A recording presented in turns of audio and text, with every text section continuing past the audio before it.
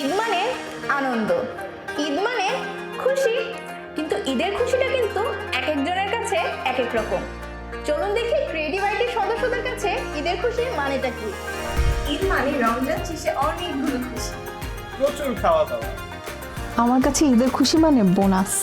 ঈদ মানে আনন্দ, পুরো ফ্যামিলিকে একসাথে পাওয়া।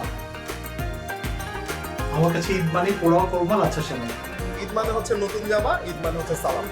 আমার কাছে পরিবারের সাথে সময় কাটানো। সহজ.com টিকিট খোঁজা। ঈদ মানে অনেক ঘোরাঘুরি, ঈদ মানে অনেক সালামি, অনেক শপিং, নতুন বান্ধবী, বোনাস। আনন্দ উদযাপনের বিশেষ কোনো উৎস। ফ্যামিলির সাথে সময় কাটানো। আমার কাছে ঈদ মানে অনেক টাকা খরচ।